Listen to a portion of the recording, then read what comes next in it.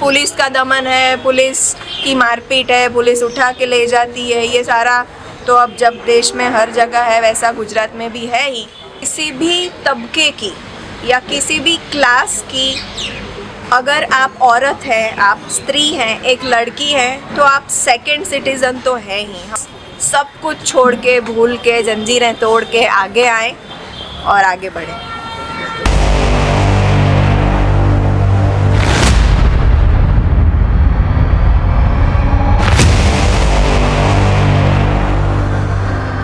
विद्रोह की नायिका कहिए या विद्रोहिणी, मतलब एक ही होता है, मुदिता विद्रोही। गुजरात की बेटी और जरूरतमंदों के बीच की एक भरोसेमंद नाम है। वैसे जरूरतमंद जो अपने अधिकारों की लड़ाई या तो हार चुके हैं या उनके पास अपना कहने को कुछ भी नहीं है। ऐसे में यह कहते हुए मुदिता उभरती हैं एक संबल बनकर कि जब एक व्यक्ति के अधिकारों को खतरा होता है तो हर व्यक्ति के अधिकार कमजोर पड़ जाते हैं। तब बात महज समाज की नहीं होती, न किसी नस्ल की होती है, बल्कि यह लड़ाई जमहूरियत की होती है, जल, जमीन, जंगल, जन और जानवर की होती है, सभ्यता और संस्कृति की होती है। विलायत में पढ़ी लिखी मुदिता की कहानी उन्हीं की जुबानी। गुजरात में, मध्य गुजरात में अहमदाबाद डिस्ट्रिक्ट में लोथल करके जो जगह है, जो विश्व प्रसिद्ध आर्कियोलॉजिकल साइट है हड़प्पियन संस्कृति की, उसकी जो साइट पे जहाँ पे वो पूरी संस्कृति, वो नगर खोद के निकाला गया है, उससे सिर्फ 1 किलोमीटर की दूरी पे हैजार्डस केमिकल वेस्ट की डंपिंग साइट प्रपोज की गई थी।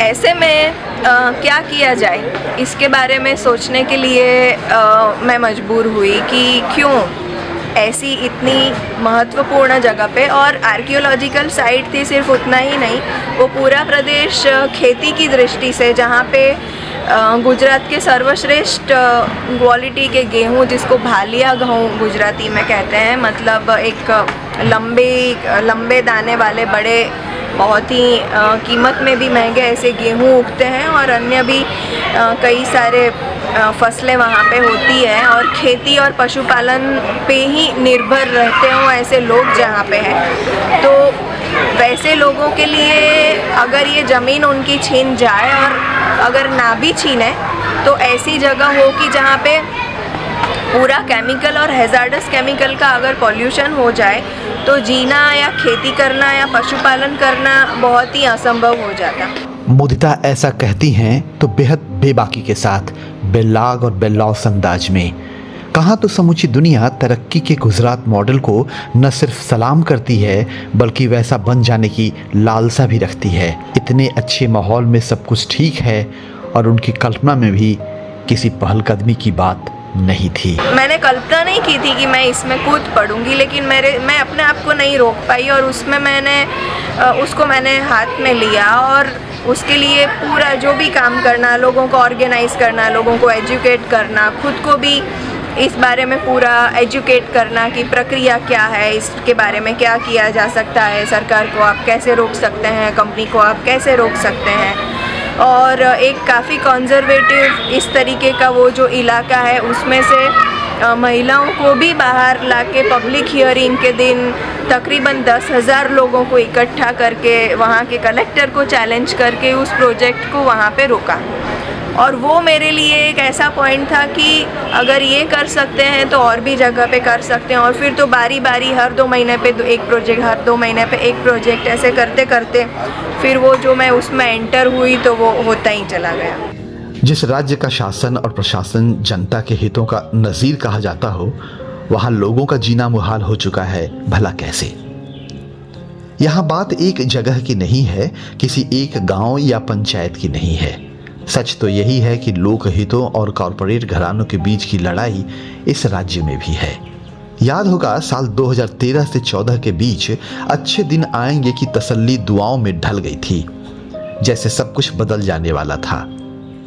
लेकिन किसी ने सोचा भी नहीं कि जिस गुजरात मॉडल की रुबाइयां गाई जा रही हैं, वहां तो हलबजा शहर सा माहौल है, जहां 1988 में लगभग 5,000 कुर्द नागरिकों को एक खास किस्म का जहर देकर मारा गया था। उत्तर की दिशा में जाएं तो चाणस्मा करके एक जगह है, उसके आसपास के गांव में भी ये बहुत सारे गांव और 2-3 नगर जिसमें आ जाए, वहाँ पे भी बहुत बड़ा एक हैजार्डस केमिकल वेस्ट की डंपिंग साइट प्रपोज हुई थी। उस कंपनी ने जो अपना EIA रिपोर्ट बनाया, EIA मतलब एनवायरमेंटल इम्पैक्ट असेसमेंट रिपोर्ट, वो रिपोर्ट खुद बताती है कि इतने गाँवों की पॉपुलेशन और बाकी जो 1-2 नगर उसमें शामिल हैं, उन सब की पॉपुलेशन को मिला के अगर ये प्रोजेक्ट आता है तो 10 लाख से ज़्यादा लोग उसमें अफेक्ट होंगे एक या दूसरे तरीके से। यानी जब आप, ये तो बहुत बड़ा था प्रोजेक्ट, लेकिन एक प्रोजेक्ट को रोकने का मतलब है कि आप 10 लाख लोगों की ज़िंदगी बचा पाते हैं। और ये EIA रिपोर्ट का आंकड़ा है, मैं नहीं कह रही हूँ। कोई भी प्रोजेक्ट ऐसा नहीं है जो 25-30 से कम गाँवों को अफेक्ट करने वाला हो। तो इतने सारे लोगों की ज़िंदगियाँ, बहुत सारी जगहों पे निराशा भी होती है, बहुत सारी जगहों पे डर भी होता है। वाजिब सी बात है कि सरकार कॉरपोरेट के हितों में काम करती है। जिलाधिकारी से लेकर नीचे पटवारी तक इस काम में कॉरपोरेट को तवज्जो देते हैं। सुनिए। पिछली बार जहाँ पे इसी साल मतलब 2024 की मैं बात बता रही हूँ कि जिस गांव में रह के मैं काम कर रही थी, वहाँ कहीं से कलेक्टर की ऑफिस से संदेशा भिजवाया जाता है कि गांव में आप सेफ़ नहीं है, रात को मत रहिए, टाउन प्लेस में आके रहिए, सवेरे जाके फिर वापस करिए काम। मुदिता खुलकर कॉरपोरेट की कारगुजारियों का खुलासा करती हैं। कैसे पंचायत खरीदे जाते हैं, जिस पंचायत का सरपंच जिन लोगों के वोट से जीत कर आता है, वह कितनी सहजता से जनता के हितों को दरकिनार कर देता है। गांव में जाते हैं तो मीटिंग करने के लिए, लोगों को ऑर्गेनाइज करने के लिए, तो सरपंच वगैरह को कंपनियां खरीद लेती हैं और भेजती हैं मीटिंग को डिस्टर्ब करने के लिए, डराने के लिए, आपको धमकाने के लिए, और माहौल ऐसा बन गया है कि कोई रोक नहीं पाता किसी को। फिर मसला व्यक्तिगत नहीं है, समूचे समाज का है, जिस समाज में हर उम्र, हर धर्म और हर जाति के लोग रहते हैं। यानी मुदिता महज इंसानों के लिए लड़ाई नहीं लड़ती हैं, बल्कि लोगों के अलावा यहाँ कितने सारे लोग हैं, कितने महिलाएं हैं, कितने बुजुर्ग हैं, कितने सारे बच्चे हैं, कितने पशु पक्षी हैं, नदी है, पानी है, जंगल है, पेड़ पौधे, पहाड़, सब कुछ तो है। इन सब के सामने देख के हमको काम करना है, ना कि चंद लोग जो आपके साथ या खराब व्यवहार करते हैं या आप पे हमला करते हैं। क्या गुजरात में भय का शासन है? सवाल है। क्या जनता के हितों पर एडमिनिस्ट्रेशन के हाथों दमन या पुलिसिया अत्याचार गुजरात में भी होता है? इसलिए जो हम अगर बात करें डेमोक्रेसी की, तो है तो सही, कहने को तो है। और इसी जन सुनवाई का सहारा लेके हमने आज 15 से ज़्यादा बड़े बड़े प्रोजेक्ट, मतलब एक प्रोजेक्ट 400-500 करोड़ के बजट से लेके 17,000 करोड़ के बजट का हो, वैसे प्रोजेक्ट पिछले 3 सालों में 2 को छोड़ के सभी प्रोजेक्ट रोक पाए हैं। सभी मतलब सभी, एक भी प्रोजेक्ट आने नहीं दिया है। तो डर का माहौल कई बार होता है, सरकार के द्वारा भी होता है। पुलिस गैरकानूनी रूप पे कलेक्टर के सामने बिना किसी वजह के, जब आप माइक लेके बोल रहे हो तो माइक ऑफ करके आपको घसीट के पब्लिक हियरिंग के मंडप से ले जाए, ऐसा शायद देश में पता नहीं कहीं और हुआ भी है या नहीं, लेकिन हमारे यहाँ गुजरात में हुआ है। सवाल मुदिता विद्रोही से भी है। सरकार के हाथों आक्रामकता और जनता पर पुलिस दमन के इस माहौल में काम करने में डर लगता है?